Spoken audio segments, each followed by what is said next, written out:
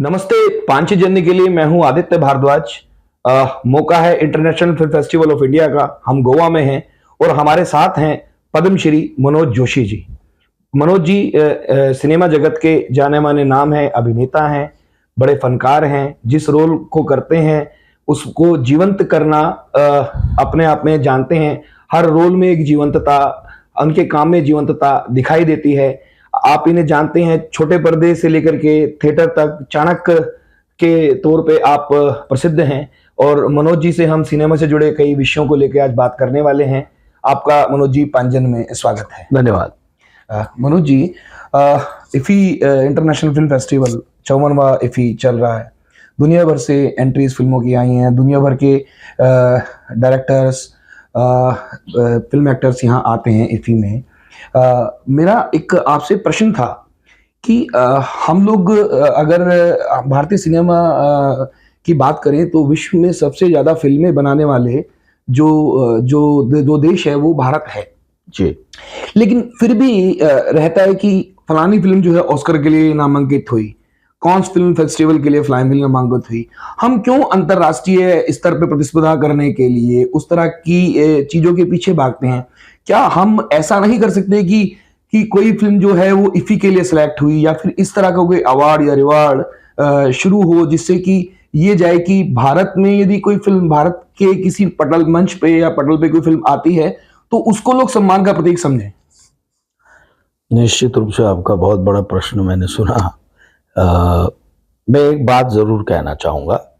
सबसे पहले तो मैं यहाँ ईफी में 54वां जो international film festival of India जो गोवा में होता है, भारत का एकमात्र ऐसा फिल्म फेस्टिवल है जिसकी राह हर विश्व का सिनेमा जगत का हर एक व्यक्ति, हर एक निर्देशक, लेखक, अभिनेता इसकी राह देखता है कि मैं इसमें कैसे सहभागी हो पाऊँ।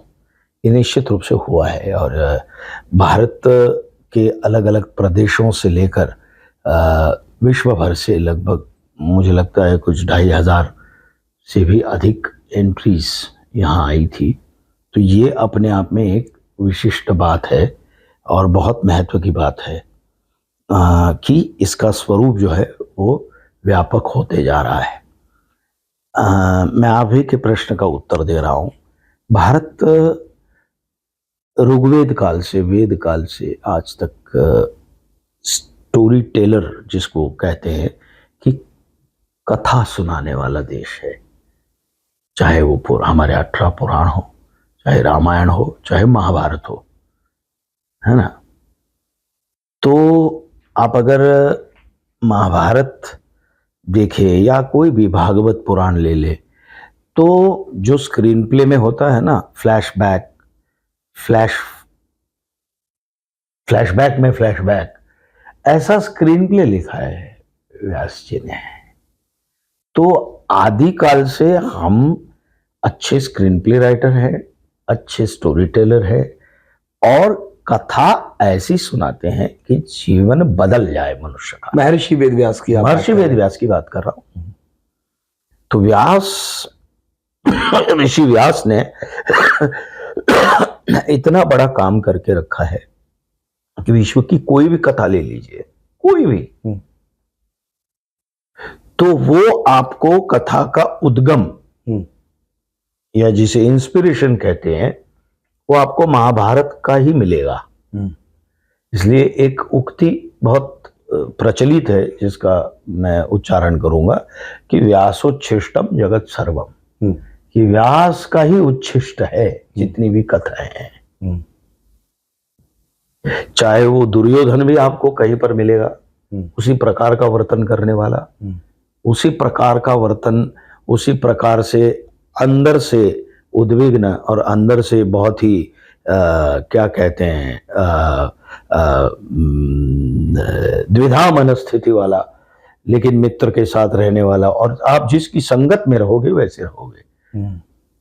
तो धर्म और अधर्म की बात करने वाला महाभारत जो है कि अधर्म पर धर्म की जीत है वो अल्टीमेटली जी।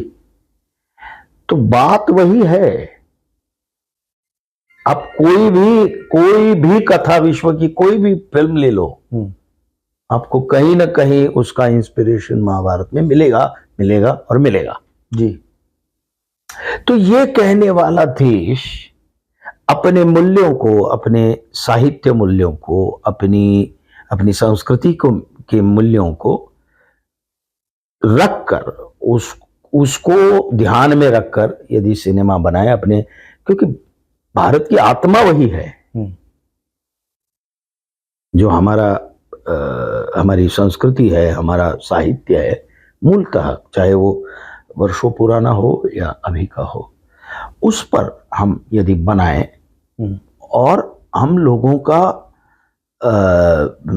जो चिंतन है लोगों पर असर डालता है सिनेमा निश्चित रूप से। उसका उदाहरण है कि कोई हीरो ने कोई पैंट पहनी या शर्ट किस कलर का पहना जी, या किस प्रकार का मैंने ये गॉगल पहना, तो उसी प्रकार का गॉगल लोग लेने जाते हैं, उसी प्रकार का शर्ट पहनते हैं। ये परिणाम है उसका। तो इस देश में मैं आपके प्रश्न का उत्तर दे रहा हूं, ये इसलिए बोलना जरूरी है कि इसको लेकर यदि हम दृढ़ रहे हमारे कल्चर के मूल्यों को, और उस मिट्टी की कथाएं यदि बोलते हैं, कहते हैं, तो मुझे लगता है कि सिनेमा जगत जो है वो हमारा बहुत व्यापक है। अब आपके प्रश्न का उत्तर देता हूं कि जैसे वो विश्व में ऑस्कर ये बहुत बड़ा खिताब माना जाता है, प्रेस्टिजियस अवार्ड माना जाता है सिनेमा जगत के लिए, उसी प्रकार का खिताब हमारे यहाँ भी हम क्रिएट कर सकते हैं।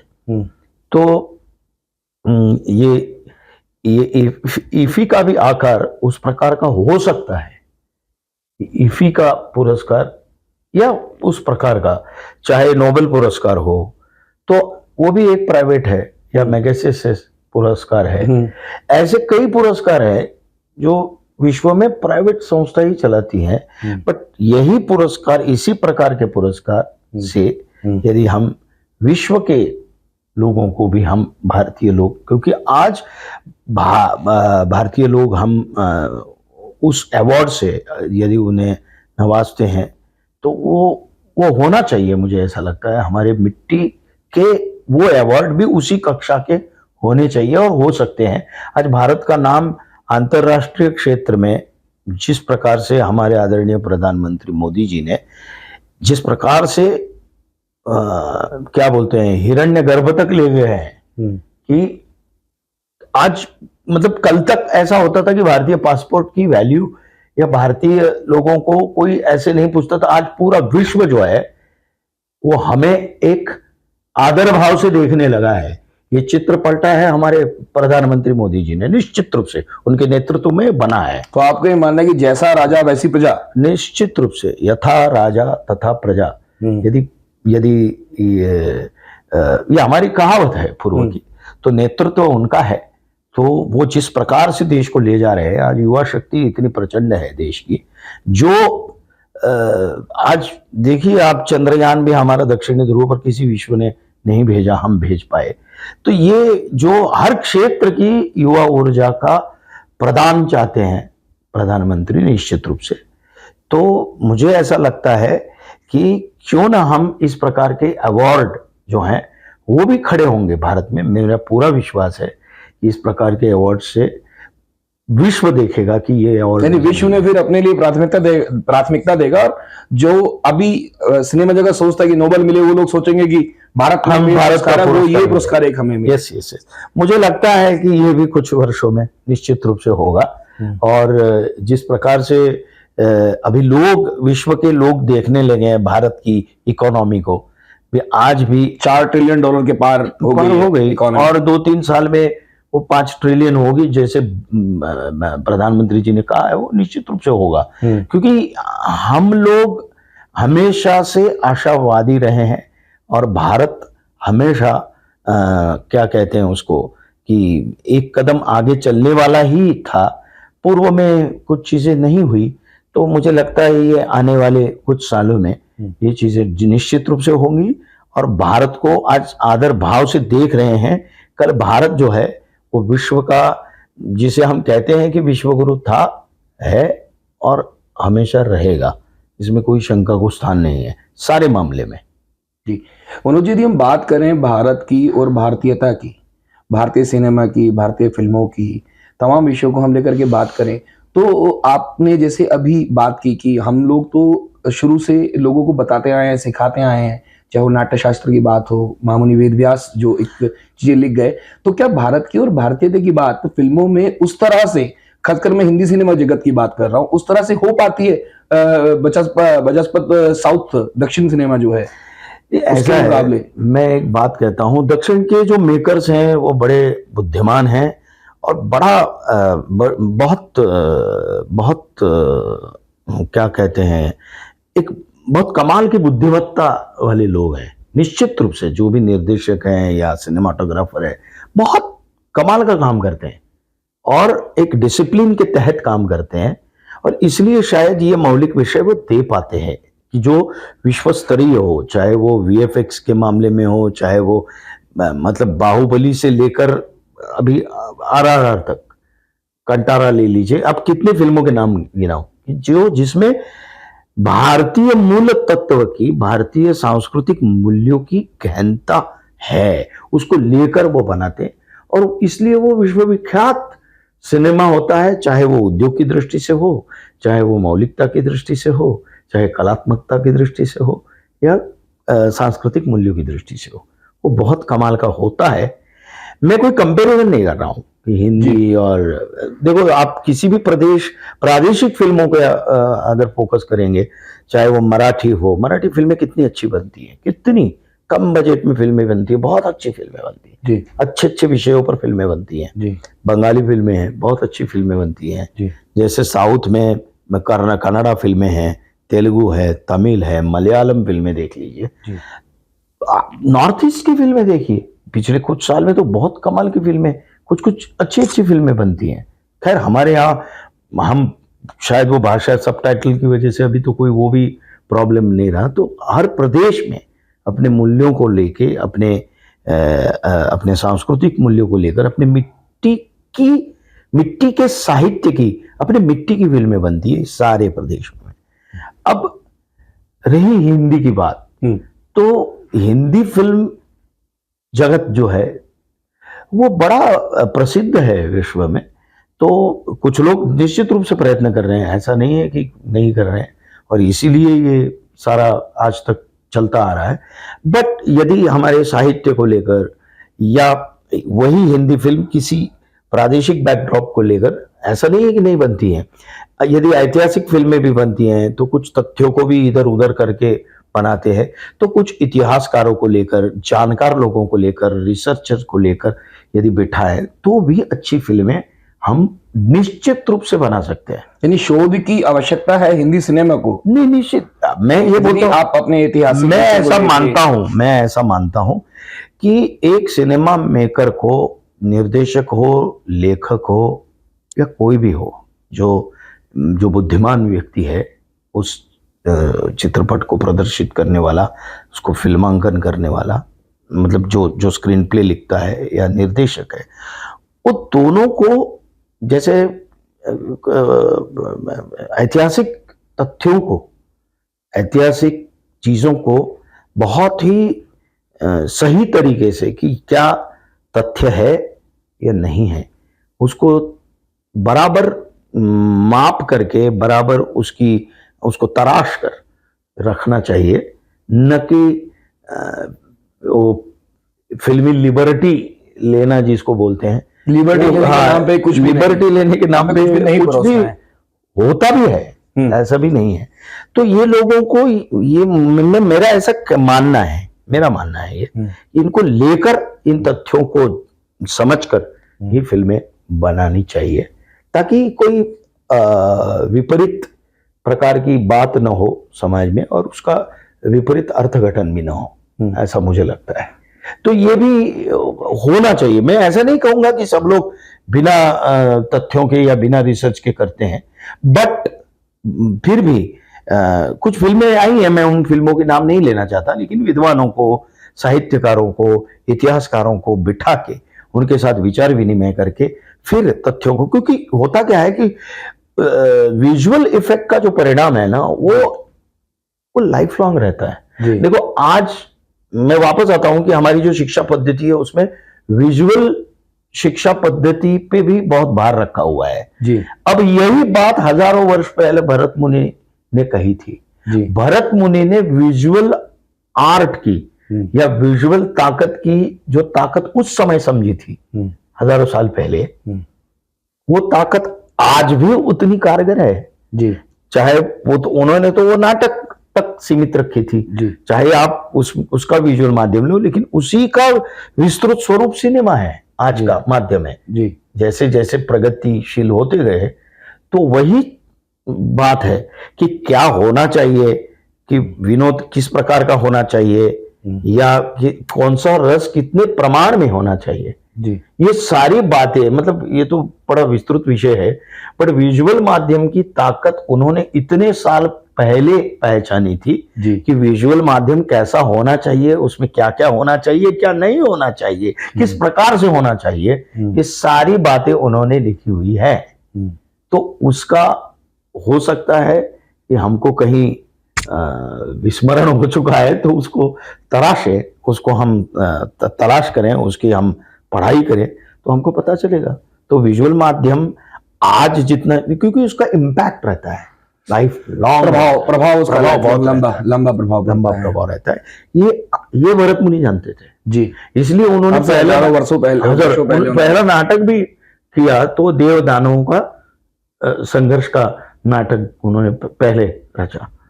ओके, तो बात मुझे जो कहनी है, जिसका प्रभाव समाज पर पड़े, जिसकी असर अच्छी हो और एक अच्छा समाज बने, किसी भी चित्र का, किसी भी कला का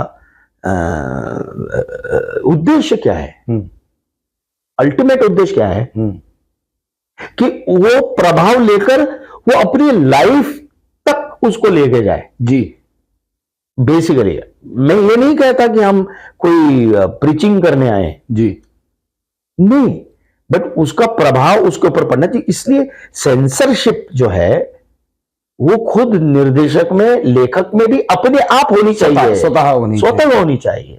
उसके लिए आवश्यकता ना हो कि हमको समाज में सामान्य इंसान से ज्यादा बुद्धिमान इसलिए बनाया है कि हम जो कम्युनिकेट कर रहे हैं उसका एक सकारात्मक इसका क्या परिणाम होगा, ये भी हमें सोचना चाहिए, और नकारात्मक क्या परिणाम होगा ये भी हमें सोचना चाहिए। स्वतः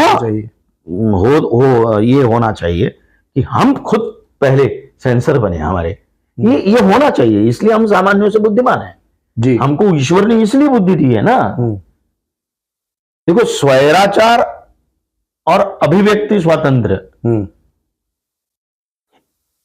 इसको ना ऐसे मिक्स कर लेते हैं लोग जी।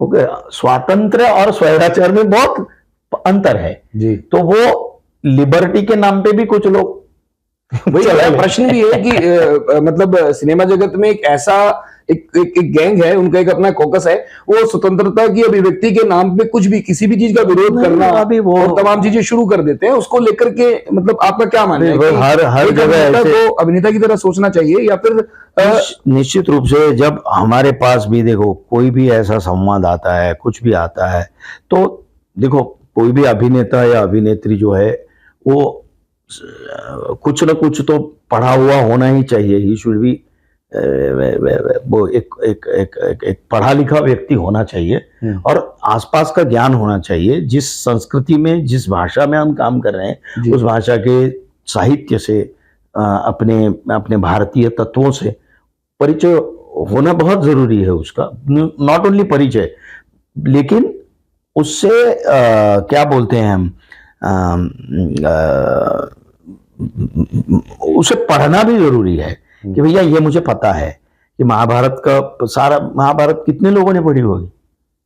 महाभारत अगर पूछे कि भैया आपने महाभारत के जो ये सारे पूर्ण महाभारत पढ़ा है आपने, तो बोलेंगे नहीं यार मुझे पता नहीं सारा। क्यों?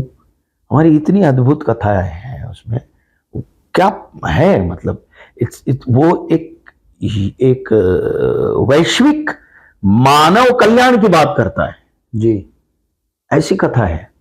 तो अगर वो रेफरेंस हो तो मुझे पता होना चाहिए एज एन एक्टर। यानी मौलिकता के लिए आपका ये कहना है कि यदि आप मौलिकता किसी चीज में दिखाना चाहते हैं तो उसके लिए आपको पढ़ना भी आवश्यक है। जरूरी है, और सर्वांगीण पढ़ना जरूरी है, जो मिले वो पढ़ना जरूरी है जी। एक्टर को।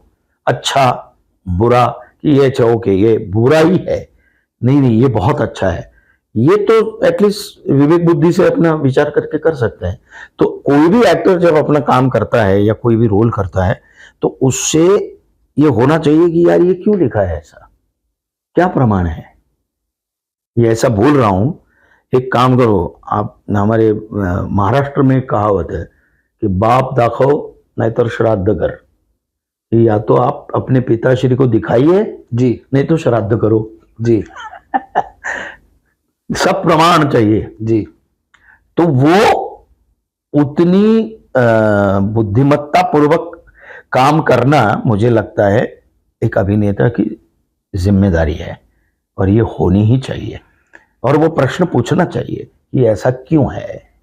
अच्छा, आप मराठी सिनेमा आपने किया, आप थिएटर करते हैं, गुजराती करते हैं, भारतीय सिनेमा में जगत में बात होती है नेपोटिज्म की, ये एक बड़ा विषय है। तो कुछ एक सुनने में आता है कुछ एक प्रोडक्शन हाउस हैं जिनकी मोनोपोली है पूरे उस पे, कि वही डिसाइड करते हैं कि क्या होना है, किस तरह की स्टोरी वो करेंगे या नहीं करेंगे। ये बातें कहाँ तक मतलब आपको लगता है कि मतलब उतना प्रभाव उनका है बॉलीवुड में, क्या वास्तव में ऐसा है? लेकिन ऐसा है, मैं इसको बहुत ऐसे नेपोटिज्म इस तरीके से नहीं मानता मैं। ऐसा होता है कि हर, जैसे डॉक्टर का बेटा होता है तो डॉक्टर हमेशा चाहता है कि वो डॉक्टर बने, लेकिन डॉक्टर के बेटे को सच में डॉक्टर बनना है क्या? जी। वो पहले अंदर तो टटोले कि मैं मुझे सचमुच डॉक्टर बनना है। जी। वो अगर सिद्धहस्त है और अगर ईश्वर ने उसे उस प्रकार की बुद्धिमत्ता दी है या उस प्रकार की शक्ति दी है, प्रदान की है, तो वो निश्चित रूप से बनेगा। पर जबरदस्ती अगर बनने वाले हैं तो हमारे सामने उदाहरण है, चाहे राजनीति में हो, नेतृत्व के गुण होना, उस पूर्ण संपन्नता होना उस विषय में, उस विषय की जानकारी होना और उस विषय में आगे लेकर जाना। मेरी सच में इच्छा शक्ति है ये बनने की, ये नहीं है तो ये नेपोटिज्म नहीं है, ये माँ बाप की इच्छा शक्ति होती है जो लादते हैं। वो चाहे फिल्म क्षेत्र हो या कोई भी क्षेत्र हो, बिल्डर का बेटे को लगेगा कि मेरा बेटा बिल्डर ही बने, लेकिन उसे कुछ और बनना है भाई, कुछ और बनने दो। तो वो होता है कि अगर वो निश्चित रूप से उस क्षेत्र में यदि कुछ नहीं कर पा रहा है तो वो सिद्ध होता है। कितने बड़े बड़े अभिनेताओं के बेटे हैं जो नहीं हुए हैं सक्सेसफुल। ये जरूरी नहीं है कि उनके पिताश्री बहुत बड़े थे, बहुत बड़े एक्टर थे, या जरूरी नहीं है मेरा बेटा ही एक्टर ही बने, पर उसमें अगर कुछ तत्व है, कुछ सत्व है तो वो बनेगा। उसका अगर उस तरफ झुकाव ही नहीं है जी, और उस तरफ की उसमें विकास करने की बुद्धिमत्ता से हो या कलात्मक दृष्टि से हो या किसी भी दृष्टि से हो, उसमें विकास करने की अगर उसकी शक्ति ही ना हो तो दौड़ नहीं पाएगा। सिंपल है। तो यानी जबरन किसी को कुछ बनाया नहीं जा सकता, आपका ये कहना? निश्चित रूप से ये नेपोटिज्म वाला मुझे थोड़ा सा वो होता है। हाँ होता है, सबकी इच्छा होती है, हर एक को लगता है कि मेरा बेटा वो बने, मेरा बेटा वो बने, बट ऐसा नहीं होता, उसके मन में कुछ और है। तो ये भी हर माँ बाप ने देखना चाहिए कि मेरा बेटा क्या बन सकता है। बाहर बीच में तो एक फैड आया था कि हम जब जहाँ भी कहीं भी जाते हैं तो कहते हैं यार हमारे बेटे को ले जाओ ना आपके साथ। मैं ले जाके क्या करूंगा उसको, वो आप अच्छा दिखता है, देखो आप देखो कितने हैंडसम पर्सनालिटी है। पर्सनालिटी नहीं है भाई यहाँ। यहाँ आपको 12-12, 13-13 घंटे काम करना पड़ता है जी। और बुद्धिपूर्वक काम करना है। ये जी। यहाँ पे बहुत ही क्या बोलते हैं जिसको, संयम की बहुत आवश्यकता है, डिसिप्लिन की आवश्यकता है। यहाँ पैराफेरी में पूरे सर्वांगीण विचार करने की आवश्यकता है, सबके साथ मिलकर काम करने की आवश्यकता है। ये एक गुण काफी नहीं है कि अच्छा हैंडसम है लेके जाइए। तो उनकी ये था बीच में, फिर बीच में क्रिकेट का फैड था। भाई सचिन तेंदुलकर के पिताश्री क्रिकेटर नहीं थे। ओके, वो तो बहुत लेखक कवि थे, प्रोफेसर थे, सामान्य परिवार से थे। लेकिन उस व्यक्ति में उतना हुनर था उतना और कहना था वो। इतनी मतलब मेरे लक्ष्य तक मुझे पहुंचना है, ये क्या कहते हैं उसे, ये फोकस क्लियर था अपने गोल का, अपने लक्ष्य का, मुझे वहां तक पहुंचना है, तो इसलिए कोई भी मेहनत करने को तैयार थे। तो इसमें मुझे नहीं लगता ये जो क्रिएट किया गया, हाँ कहीं कहीं पर होता होगा जी, बट उसको आप और मापदंड नहीं बना सकते कि ऐसा होता ही है। अच्छा, वो एक मापदंड सिनेमा का नहीं है। नहीं। एक और मेरा आपसे प्रश्न है, आपने अभी सुनने में आया कि श्री राम जन्मभूमि पे एक पिक्चर है, बनने जा रही है, और उसमें आप अभिनेता के तौर पे काम कर रहे हैं, और यूपी के यशस्वी मुख्यमंत्री माननीय योगी जी का किरदार भी आप एक मूवी में निभा रहे हैं, तो आप उसके बारे में हमसे साझा करेंगे कुछ चीजें तो बेहतर मैं होगा। अभी एक्चुअली तो अभी वो फिल्म प्रोसेस में है, जिसमें मैं वो यूपी के बैकड्रॉप पे फिल्म है और मैं वो रोल कर रहा हूँ महाराज जी का, योगी जी का। जी, और एक रोल है जो ये राम जन्मभूमि के पूरे इतिहास पर जो पराशरण जी है जी, उनका रोल कर रहा हूँ। सुप्रीम कोर्ट में जिनके तर्क अकाट्य रहे थे, जिसके वो अभी मेरे ख्याल से वो पूर्ण हुई है फिल्म, जी, पूरी हुई है, और उसका अभी टाइटल निश्चित नहीं है, बट 695 जय श्री राम ऐसा उसका टाइटल है। ऐसा उसका टाइटल है जय श्री राम जी। 2014 के बाद बहुत से अद्भुत पात्र है वो, जी, मुझे बहुत जी, आनंद आया वो पात्र करते हुए। अब देखते हैं लोगों को निश्चित रूप से रेस्पॉन्स कैसा अच्छी आता है। लगे। 2014 के बाद से आपको लगता है कि सिनेमा जगत में आने वाली फिल्मों की कहानियों में कुछ बदलाव आया है? देखो वैसे तो बदलाव हर 10 साल के बाद आते ही रहता है किसी जी, भी फील्ड में, जी, बट ऐसा है कि कुछ, जैसे फॉर एग्जांपल कश्मीर फाइल बनी जी, पहले उस चीज को जिस तरह से फिल्में बनती थी, छुटपुट उसमें इंसिडेंट्स डाले जाते थे, जी, लेकिन एक सत्यता को वाचा देने के लिए विवेक अग्निहोत्री ने उस प्रकार की फिल्म बनाई। मतलब मेरे ख्याल से 6-7 साल वो काम कर रहे थे उसके ऊपर, जी, तब जाके वो फिल्म बनी। जी, वो एक डिफरेंट किस्म की फिल्म उन्होंने बनाई। तो मुझे लगता है कि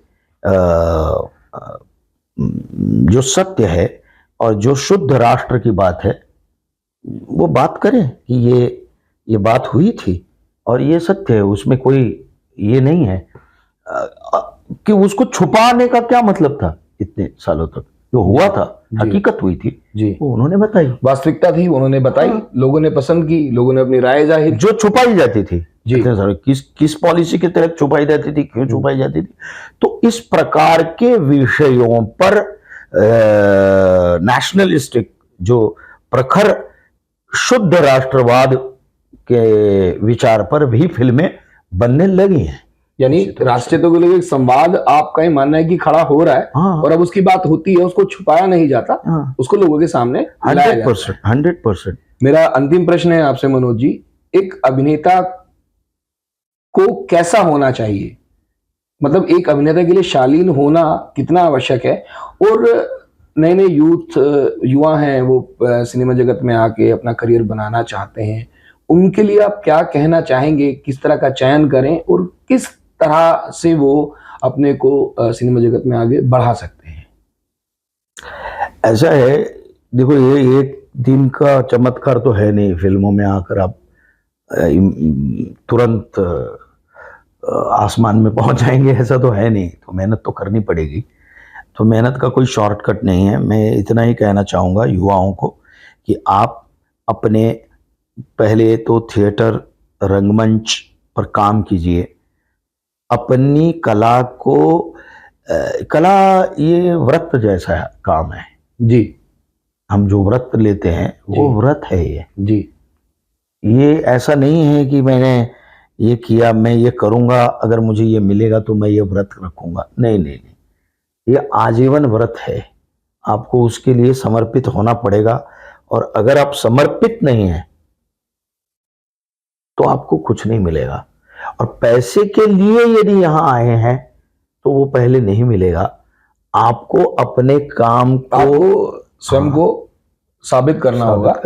साबित वैसे नहीं होगा, अब जब तक आप समर्पित भाव से काम नहीं करेंगे तब तक आप साबित नहीं होंगे, और जब तक आप साबित नहीं होंगे तब तक तो काम करते जाइए समर्पित भाव से, पैसा अपने आप आते जाएगा और आपको सक्सेस अपने आप मिलती जाएगी।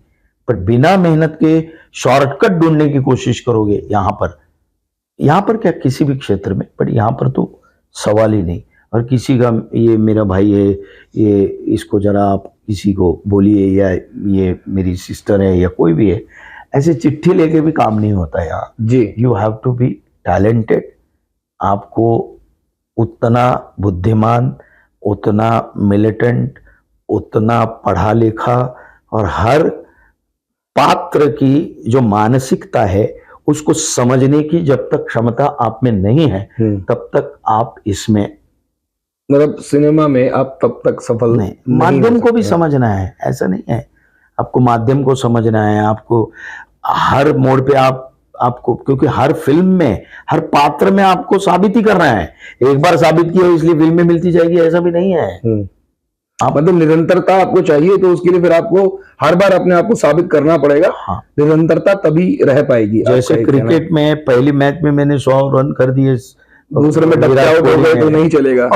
नहीं, दूसरे में भी 0 में आउट हो गए तो भी नहीं चल सकता ना। यू हैव टू कंसिस्टेंसी, आपको चाहिए, सातत्यता चाहिए इसमें, कंटिन्यूटी, कि मैं इसमें हमेशा मैं फोकस रहूं, हमेशा मैं प्रूव करूं, ये भाव सातत्य होना चाहिए। नहीं तो आप एक में 100 रन मारे, दूसरे में 0 मारे, तो फिर आपको तीसरी मैच में आपको 100 ही मारने, ऐसा नहीं, लेकिन आपका खेल जो है, आपका जो वो पात्र में कितना आप एकरूप हो पाए हैं, वो आपको तो हर दम, हर पल आपको साबित करना ही होगा, तभी आप टिक पाएंगे, नहीं तो नहीं टिक पाएंगे।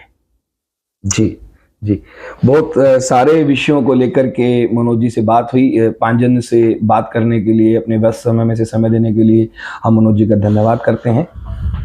धन्यवाद सर।